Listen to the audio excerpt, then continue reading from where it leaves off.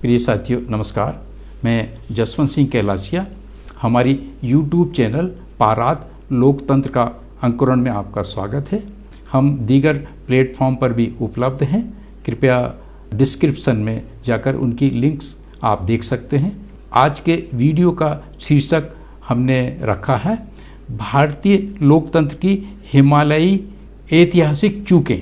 मैं शीर्षक को पुनः दोहराना चाहूँगा, भारतीय लोकतंत्र की हिमालयी ऐतिहासिक चूकें।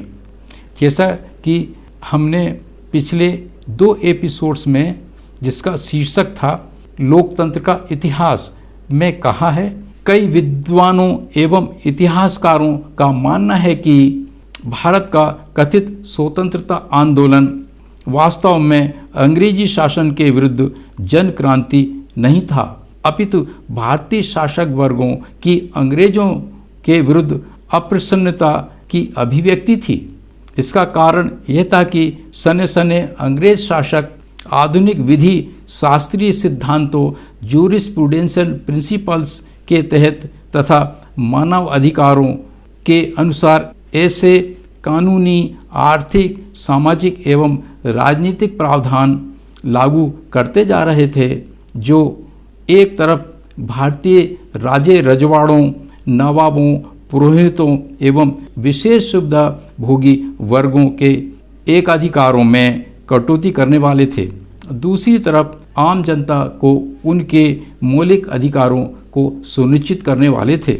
इतना ही नहीं, भारतीय शासक वर्ग सबसे ज़्यादा खिन्न इस बात से था कि नवनिर्मित किए जाने वाले कानूनों, प्रावधानों, नियमों से उनकी सांस्कृतिक, धार्मिक, आध्यात्मिक एवं सामाजिक मान्यता प्रणाली ध्वस्त हो रही थी तथा उनकी साख सामाजिक व्यवस्था के तहत शूद्रों से पकड़ कमजोर होती जा रही थी। इतना ही नहीं, भारतीय शासक वर्ग सबसे ज़्यादा खिन्न इस बात से था कि नवनिर्मित किए जाने वाले कानूनों, प्रावधानों, नियमों से उसकी सांस्कृतिक, धार्मिक, आध्यात्मिक एवं सामाजिक मान्यता प्रणाली ध्वस्त हो रही थी तथा उसकी साख सामाजिक व्यवस्था के तहत शूद्रों से पकड़ कमजोर होती जा रही थी। अतः भारतीय शासक वर्ग ने दोनों विश्व युद्धों के कारण अंग्रेजी साम्राज्य की असहज परिस्थितियों का फायदा उठाया एवं शीघ्र अतिशीघ्र उन्हें सत्ता सौंपने के लिए अंग्रेजों पर दबाव बनाया। हमारी उक्त बातों के प्रमाण में आप LLB एवं LLM कोर्सों में पढ़ाए जाने वाले भारतीय विधि एवं संवैधानिक इतिहास, Indian legal history and constitutional history विषय की कुछ अच्छी पुस्तकों का अध्ययन करने का कष्ट कर सकते हैं। कृपया नोट करें, सामान्य इतिहास के विषय में ये बातें नहीं पढ़ाई जाती, इन्हें गायब कर दिया गया है। इतिहास में बारीकी से अध्ययन करने पर ये तथ्य भी मिलते हैं कि अनेक राजाओं ने तो अंग्रेजों से ये मांग भी कर दी थी कि जिस अवस्था में आप भारत में आए थे उसी अवस्था में भारत को छोड़कर चले जाएं, अर्थात यथावत पूर्ववर्ती राजे रजवाड़ों एवं नवाबों को सत्ता सौंप दें ताकि वे पुनः अपनी तानाशाही एवं नवाबी स्थापित कर सकें।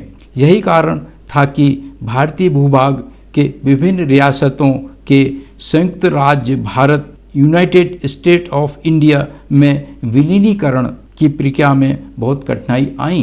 उपरोक्त वर्णन इस ओर इंगित करता है कि भारतीय भूभाग की वास्तविक लोकतंत्र एवं वास्तविक जन प्रतिनिधित्व के प्रसंगों में दिनांक 15 एवं 14 अगस्त 1947 की ऐतिहासिक घटना हिस्टोरिकल इवेंट समय से पहले प्रीमेच्योर हो गई।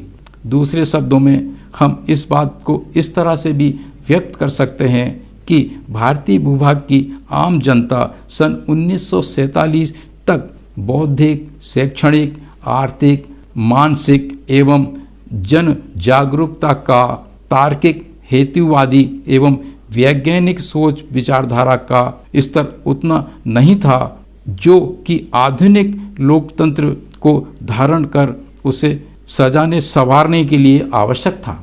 अर्थात सन 1947 भारतीय उपमहाद्वीप के आम लोग प्रजा सब्जेक्ट ही थे, लोग या गण पीपुल नहीं। इस ऐतिहासिक एवं हिमालयी खामी कमी का दुष्परिणाम ये हुआ कि भारतीय उपमहाद्वीप के शासक वर्गों ने अंग्रेजों से सत्ता शक्ति की चाबी झटक कर अपने कब्जे में कर ली। इस समय से पहले प्रीमेच्योर आज़ादी मिलने वाली बात के प्रसंगों में कई लोग बाबा साहब अम्बेडकर की तथ्यों को तोड़ मरोड़ कर यह कहकर आलोचना करते हैं कि डॉक्टर अम्बेडकर तो आज़ादी चाहते ही नहीं थे और अंग्रेजों के पिट्ठू थे। हकीकत यह है कि कम्युनल अवार्ड को भारतीय शासक वर्ग ने असफल कर पूना पैक्ट 1934 से लागू करवाया था। तो बाबा साहब अम्बेडकर ने अंग्रेजों से स्पष्ट कर दिया था कि आज़ादी के बाद भारतीय शासक वर्ग पूना पैक्ट के प्रावधानों को पूरी तरह से अच्छे आशय से लागू नहीं करेंगे। अतः आप अर्थात अंग्रेज इन्हें तीव्र गति से 100% रूप से और व्यवहारिक रूप से लागू करें, फिर देश को आज़ाद करें। और बाबा साहब की शंका सही निकली। सन 1947 के बाद तो पूना पैक्ट को उल्टे अनुसूचित जाति, अनुसूचित जनजाति, अन्य पिछड़ा वर्ग के विरुद्ध एक हथियार के रूप में शासक वर्ग ने प्रयोग किया। नोट करने वाली बात यह है कि कम्युनल अवार्ड और फिर पूना पैक्ट की थीम के अंतर्गत स्वतंत्र भारत के संविधान के अनुच्छेद 340 के अंतर्गत देश के 52% पिछड़ा वर्गों के मूल अधिकारों को सुनिश्चित करने वाले अति महत्वपूर्ण प्रावधान की तो भारतीय शासक वर्ग ने सच्चे दिल से कभी चर्चा ही नहीं की। उसे सच्चे मन से लागू करने का तो सवाल ही नहीं उठता। हमारे इस विश्लेषण को कोई स्वीकार करे अथवा न करे, हमारा निष्कर्ष है कि पाकिस्तान व पूर्वी पाकिस्तान का निर्माण फिर भारी काटमार, हिंसा एवं कश्मीर समस्या की जड़ों में वास्तव में ये समय से पहले की आज़ादी, प्रीमेच्योर इंडिपेंडेंस ही है। सत्ता हस्तांतरण की प्रक्रिया के समय तात्कालीन सक्रिय नेताओं वास्तव में शासक वर्ग की सत्ता लोलुपता, सत्ता स्वार्थ, रूलिंग इंटरेस्ट, कट्टरपंथी सामंती मानसिकता, जिद, अहम विम एवं अड़ियलपने को आम जनता समझने में बिल्कुल भी सक्षम नहीं थी ताकि उनको चुनौती दे सके और उनके गैर लोकतांत्रिक मंसूबों को ध्वस्त कर सके। यही वे ऐतिहासिक हिमालयन चूकें भूले हैं जिसका खामियाजा आज पूरे दक्षिण पश्चिमी एशिया की आम जनता को भोगना पड़ रहा है।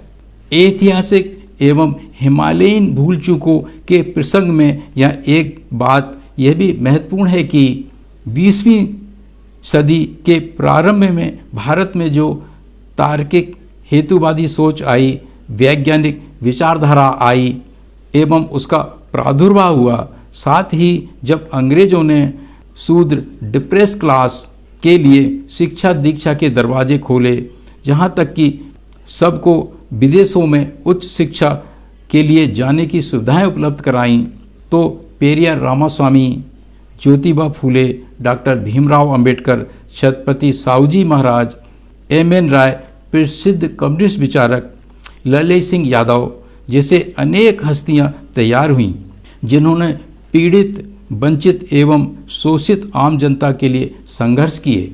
कई मामलों में सफलता भी पाई। वंचित समाजों की मुक्ति, लिबरेशन की प्रगति भी दिखने लगी थी।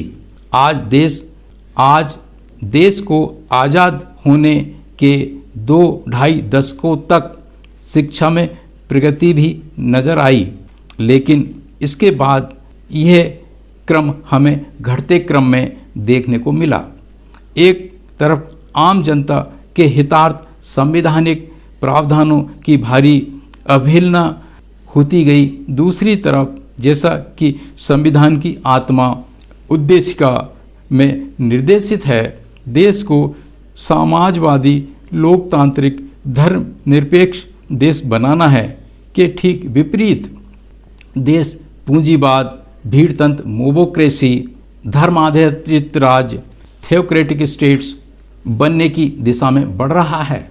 इस गैर संवैधानिक एवं नकारात्मक चलनों, नेगेटिव ट्रेंड्स की दिशा में हम बाबरी मस्जिद विध्वंस को सबसे बड़ा घुमाव बिंदु, टर्निंग पॉइंट निरूपित करते हैं।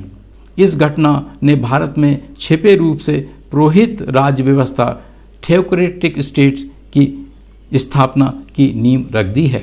विश्व एक महान लोकतंत्र, सबसे बड़ा लोकतंत्र, जीवंत लोकतंत्र तो सिर्फ नारे एवं प्रोपेगेंडा हैं। इस विषय में हमने अलग से एक वीडियो सीरीज जारी की है। इसको आप हमारी आई बटन दबाकर इसको देख सकते हैं आप। इसमें कुल हमने 7 एपिसोड्स बनाए हैं, 8-8, 10-10 मिनट के। दूसरा घुमाव बिंदु सन 2000 के आसपास का है, जब भारत के शासक वर्ग द्वारा एलपीजी की नीति को अपनाया। फिर विदेशी निवेश और अब 100% अनुपात में विदेशी निवेश ने तो संविधान की उद्देशिका, समाजवादी समाज की स्थापना को ही ध्वस्त कर दिया है। अब देश पूंजीवादी देश बनता जा रहा है। अब भारत की आम जनता शासक वर्ग, राजा की प्रजा, the subject of the king बनकर रह गई है। पाराद के लिए उक्त अवस्थाएं बहुत चिंता का विषय हैं। पाराद इन दुखद एवं खतरनाक चलनों, ट्रेंड्स को खत्म, ब्रेक कर संविधान की आत्मा, उद्देशिका के प्रावधानों को उनके सही अर्थों व स्वरूपों को लागू करना चाहता है। प्रिय साथियों, इस प्रकार हमारा ये एपिसोड यहीं समाप्त होता है। यदि आपको ऐसा प्रतीत होता है हमारे विचारों में मौलिकता है, उसमें कुछ आधारभूत चीज़ें हैं, तो आप कृपया हमारी इस YouTube चैनल को सब्सक्राइब करने का कष्ट करें, लाइक और शेयर करने का भी कष्ट करें। साथ ही हमारे डिस्क्रिप्शन में जाकर के हमारे अन्य प्लेटफॉर्मों को भी विजिट करने का कष्ट करें। हमारे साथ बने रहने के लिए और पूरा वीडियो देखने के लिए बहुत बहुत धन्यवाद। पुनः नमस्कार।